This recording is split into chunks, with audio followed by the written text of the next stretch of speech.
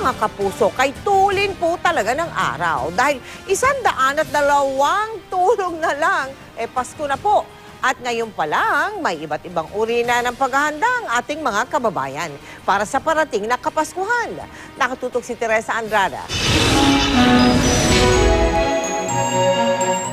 Malayo-layo pa ang Pasko, pero dito sa Sumulong Highway, nagpaparamdam na ang simoy ng Kapaskuhan. Si Arlene ang una raw nagtayo ng pwesto ng mga parol dito sa Sumulong Highway 10 Pasko na ang nagdaan. Tila raw ba binibuena siya sa kanyang buena mano dahil marami na ang bumili. Hindi raw talaga makukumpleto ang Pasko kung walang parol.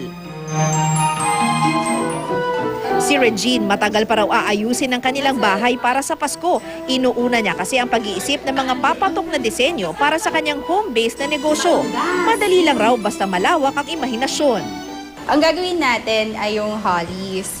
Isa sa easy Christmas design. So ito, homemade marshmallow fondant siya.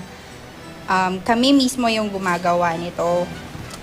Ngayon, mayroong available na cutters na ikakat mo lang siya. At heto na ang mga cute na Christmas cupcakes. At dahil Pasko, naghanda rin siya ng bibing cupcake. Kombinasyon ng bibingka at cupcake.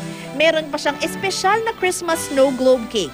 Ang hamon sa kanya, di lang mabusog ang mga kliyente kundi mas mapasaya ang kanilang Pasko. At kahit mahigit 100 tulog pa bago ang Pasko, ang bahay na ito, todo gayak na. Pero walang nakatira rito. Pero tingnan nyo ang mesa, handang-handa na para sa Noche Buena. Ang naka-address kasi dito, walang iba kung hindi mahigit 3,000 Santa Claus na nanggaling pa sa iba't ibang bansa. Kahit saan ka lumingon, puro Santa Claus, hanggang banyo pa nga. Ngayong Pasko, umabot na raw sa 3,179 ang kabuuang bilang ng mga Santa Collection.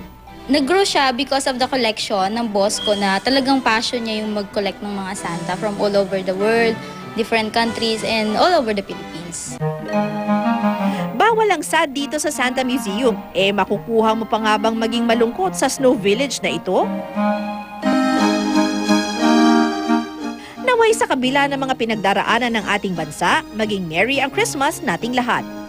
Teresa Andrada, Nakatutok, 24 Oras.